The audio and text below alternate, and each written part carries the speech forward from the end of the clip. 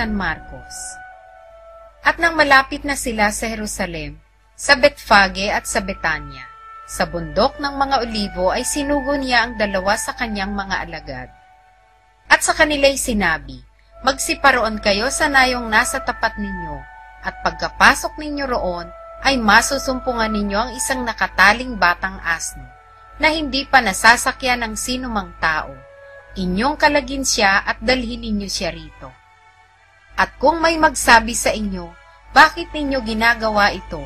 Sabihin ninyo, kinakailangan siya ng Panginoon, at pagdakay ipadadala niya siya rito. At sila'y nagsiyaon, sumpungan ang batang asno na nakatali sa pintuan, sa labas ng lansangan, at siya'y kanilang kinalag. At ilan sa nangakatayo roon ay nangagsabi sa kanila, ano ang ginagawa ninyo na inyong kinakalag ang batang asno? At sinabi nila sa kanila, ayon sa sinabi ni Jesus, at pinabayaan nilang sila'y magsialis. At dinala nila ang batang asno kay Jesus, at inilagay nila sa ibabaw ng batno ang kanilang mga damit, at ito'y sinakyan ni Jesus. At marami ang nagsisipaglatag ng kanilang mga damit sa daan, at ang mga ibay ng mga sanga na kanilang pinutol sa parang. At ang nangasaunahan at ang nagsisisunod ay nangagsisigawan, Hosana, mapalad ang pumaparito sa pangalan ng Panginoon. Mapalad ang kaharian ng ating amang si David. Hosana sa kataas-taasan. At pumasok siya sa Jerusalem, sa templo, at nang malingap niya sa palibot-libot ang lahat ng mga bagay, at palibhasay hapon na, ay pumaroon siya sa Betania na kasama ang 12. At kinabukasan, pagkaalis nila sa Betania, ay nagutom siya. At pagkatanaw niya sa malayo ng isang puno ng igos na may mga dahon, ay lumapit siya, na baka sakaling makasumpong doon ng anuman. At nang siya'y malapit sa kanya, ay wala siyang nasumpungang anuman kundi sa pagpagkat hindi pa panahon ng mga igos. At sumagot si Jesus at sinabi rito, sino mang tao'y hindi kakain ng mula ngayon at magpakailanman, at ito'y narinig ng kanyang mga alagad.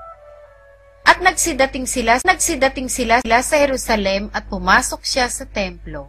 At nagpasimulang kanyang itinaboy ang nangagbibili at nagsisibili sa loob ng templo.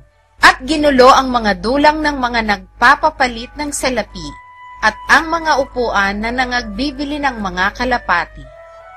At hindi riya ipinahintulot na sino man ay magdala ng anumang sisidlan sa templo. At siya'y nagturo at sinabi sa kanila, hindi baga nasusulat, ang aking bahay ay tatawaging bahay panalanginan ng lahat ng mga bansa, datapwat ginawa ninyong yungib ng mga tulisan. At yaoy narinig ng mga pangulong saserdote at ng mga eskriba, at pinagsisikapang kung paanong siya'y kanilang maipapupuksa, sapagkat nangatatakot sila sa kanya, dahil sa buong karamihan ay nanggigilala sa kaniyang aral. At gabi-gabi lumalabas siya sa bayan. At sa pagdaraan nila pagkaumaga, ay nakita nila na ang puno ng igos ay tuyo na mula sa mga ugat. At sa pagkaalaala ni Pedro ay sinabi sa kanya, Rabi, narito, ang sinumpa mong puno ng igos ay natuyo. At pagsagot ni Jesus ay sinabi sa kanila, magkaroon kayo ng pananampalataya sa Diyos.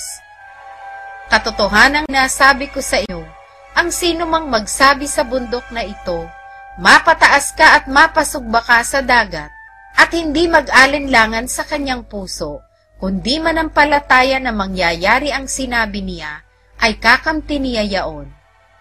Kaya nga sinasabi ko sa inyo, ang lahat ng mga bagay na inyong idinadalangin at hinihingi, ay magsisampalataya kayo na inyong tinanggap na, at inyong kakamtin.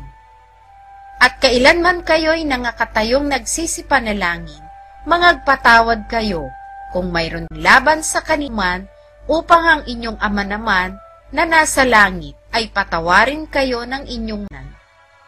Datapwat kung hindi kayo magpapatawad, hindi rin kayo patatawarin sa inyong mga kasalanan ng inyong Ama na nasa mga langit. At sila'y nagsiparoong muli sa Jerusalem, at samantalang lumalakad siya sa templo, ay nagsilapit sa kanya ang mga pangulong saserdote, at ang mga eskriba, at ang matatanda.